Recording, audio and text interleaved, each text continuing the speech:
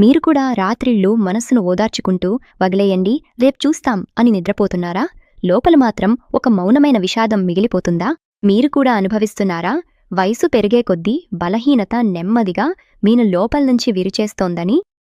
వయస్సు 45 అయినా 50 అయినా 55 అయినా ఒక విషయం నిజం, మగవారి మనసు ఎప్పుడూ ముసలివాడవదు.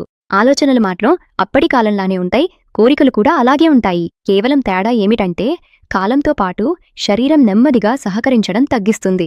నేనొక నిజాన్ని మాత్రమే చెప్పాలనుకుంటున్నాను.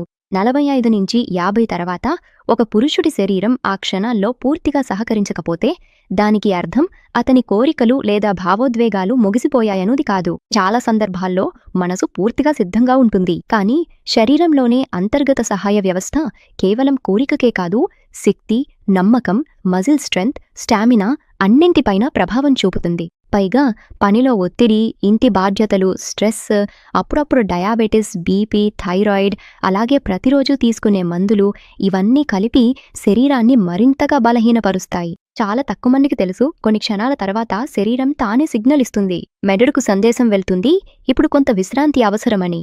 ఎనర్జీ లెవెల్ తగ్గిపోతుంది, మనోబలం తగ్గిపోతుంది, మనిషి తన మీదే సందేహాలు పెట్టుకోవడం మొదలుపెడతాడు. అక్కడ్నుంచి ఒక తెలియని భయం పుట్టుకొస్తుంది. ఎక్కడైనా శరీరం మళ్లీ సహకరించదేమో అనే భయం మెదడులో బలంగా ముద్రపడితే కోరిక తానే వెనక్కి తగ్గిపోతుంది. ఈ వ్యవస్థను మందలించాల్సిన అవసరం లేదు, అర్థం చేసుకుని సహాయం చేయాలి. ఇందులో ఆఫ్రికా యొక్క అరుదైన ఔషధమొక్కుంది. ఇది పురుషుల శక్తిని సహజంగా పెంపొందించడంలో సహాయపడుతుంది. అశ్వగంధ.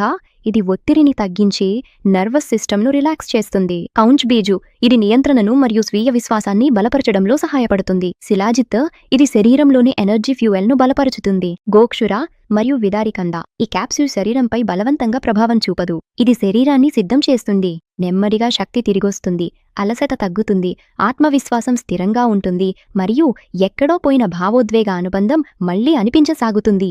50 ఏళ్ల తర్వాత పురుషులు ఏదైనా నిరూపించాల్సిన అవసరం ఉండదు. వారికి కేవలం అర్థం చేసుకోవడం మరియు సరైన మద్దతు పొందే హక్కు మాత్రమే ఉంటుంది. మీకు లేదా మీ భాగస్వామికి మనసు ఉత్సాహంగా ఉన్నా శరీరం సహకరించకపోతే అది సరైన మద్దతు అవసరమని అర్థం.